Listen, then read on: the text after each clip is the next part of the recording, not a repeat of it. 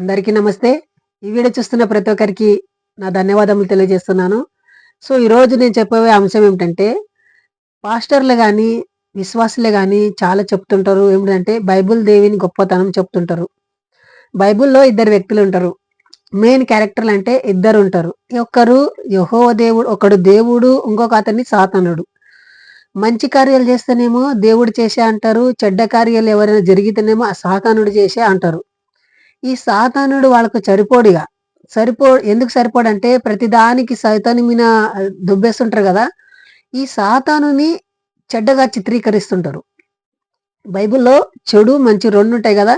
మంచి దానికి దేవుడిని ఆహ్వానిస్తారు.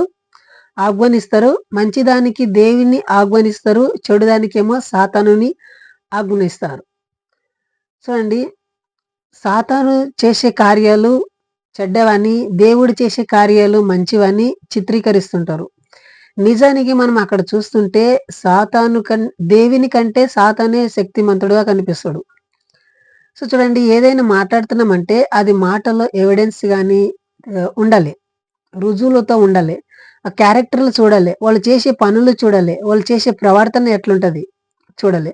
చూడండి, ఈరోజు బైబిల్‌లో కొన్ని వచనాలు మీకు చదివి వినిపిస్తా. మీరు రియాలిటీని తెలుసుకోనాలే. పాస్టర్ చెప్పినట్లు ఇది లేకుంటది. విశ్వాసులు చెప్పినట్లు ఇది లేకుంటది. ఈ వీడియో గాని ఎవరికి వ్యతిరేకమైనట్లు కాదు. హిందూ సోదరులు ఎవరైనా క్రిస్టియానిటీలో కన్వర్ట్ అయ్యిండ్రు గదా! వాళ్ళకి అవేర్‌నెస్ కోసం. వాళ్ళు తెలుసుకోవాలి.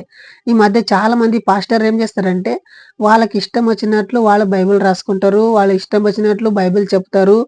వాళ్ళ ఇచ్చ వచ్చినట్లు వాళ్ళు ప్రవర్తిస్తారు.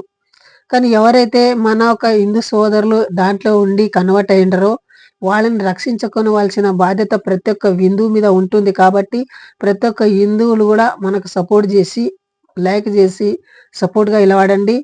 మతాల మధ్య చిచ్చు పెట్టడానికి ఈ వీడియో కాదండి. వాస్తవాలు తెలుసుకొనాలే. ఆ ఉద్దేశంతోటే మేము ఈ వీడియో చేస్తున్నాము.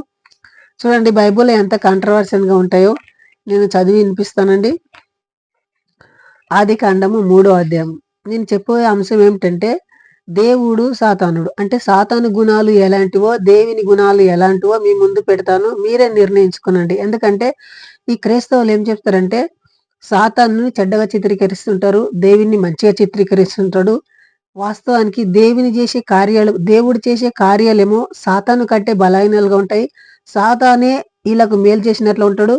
దేవుడు అన్యాయం చేసినట్లు ఉంటాడు. అదేదో మీకు వివరంగా చదివి వినిపిస్తానండి. వీడియోని ఫస్ట్ నుండి లాస్ట్ వరకు చూడండి. ఎక్కడ కూడా స్కిప్ చేయకండి. చూడండి, దేవుడైన యెహోవా చేసిన సమస్త జంతువులలో సర్పము యుక్తి గలదై ఉండెను. చూడండి, ఈ సాతానుని ఏం పోలుస్తున్నారంటే ఒక సర్పం రూపంలో ఉంటాడని పోలుస్తున్నారు. అది ఆ స్త్రీతో ఇది నిజమా అంటున్నాడు. చూడండి, ఒక తోట ఉంటది. ఆ తోటలో ఆదాము, అవ్వ ఇద్దరు ఉంటారు. ఆ తోటలో ఎప్పుడు కూడా దేవుడు వచ్చి చూసిపోతుంటాడు. చూసిపోయేటప్పుడు ఏం చెప్తాడు, ఆ తోటలో ఒక పండు ఉంటది. ఆ పండుని మీరు తినరాదు, తిన్న రోజే మీరు చనిపోతారని చెప్పి ఉంటాడు. ఈ తోట చెట్లలో దేని ఫలములైనను మీరు తినకూడదని దేవుడు చెప్పానా అంటున్నాడు.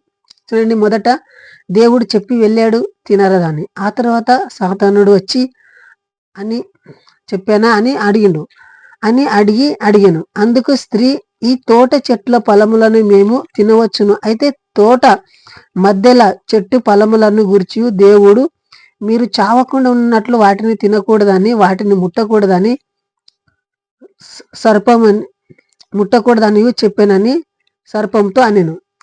ఏమన్నారంటే, ఆ తోట మధ్యలో ఉంది కదా చెట్టు ఫలము, అది తినరాదని దేవుడు మాతో చెప్పానటనని సాతానుతో చెప్పింది. అయితే ఆ తోట మధ్య చెట్ల ఫలము గురించి దేవుడు మీరు చావకుండాన్నట్లు వాటిని తినకూడదని, వాటిని ముట్టకూడదని చెప్పానని సర్పముతో అనెను. చూడండి, మీరు ఎప్పుడైతే ఆ పండ్లను తింటారో మీరు చనిపోతారు అంటనని దేవుడు చెప్పిండంట.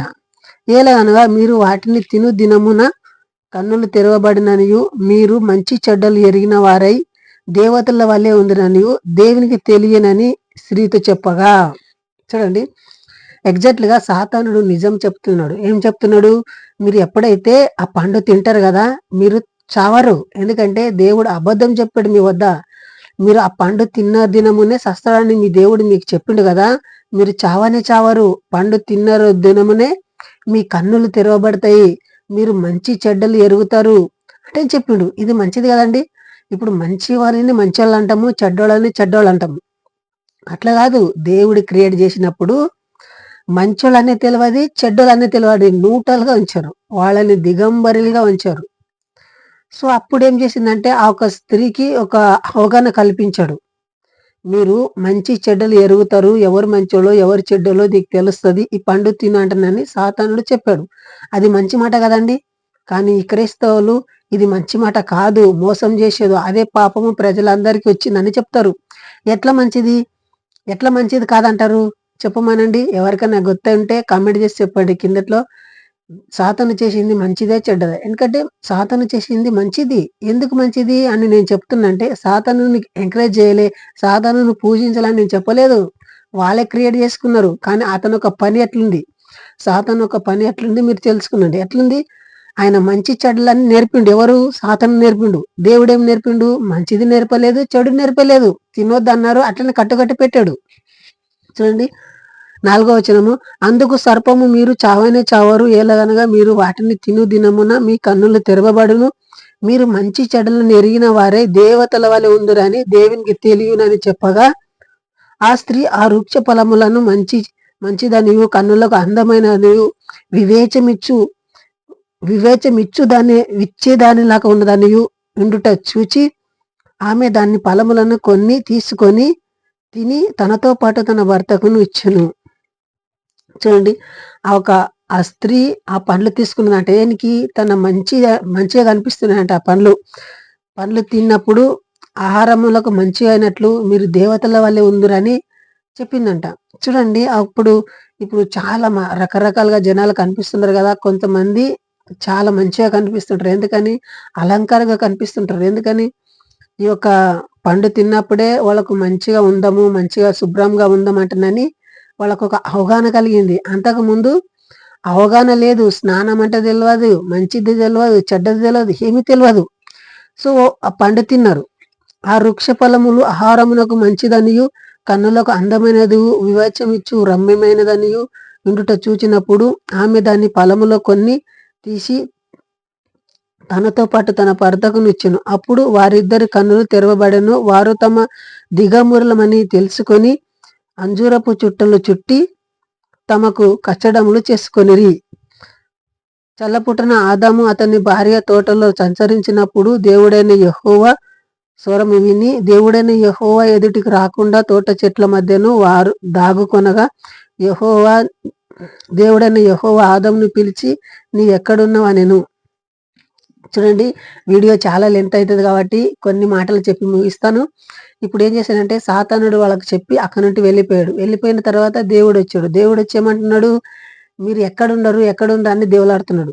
ఎందుకంటే వాళ్ళు దిగంబరిగా ఉన్నప్పుడు వాళ్ళకు బట్టలు కప్పపాయ, వాళ్ళకు దుస్తులు ఇయ్యపాయ, మంచి మంచి తిన్నికి ఇయ్యపాయ.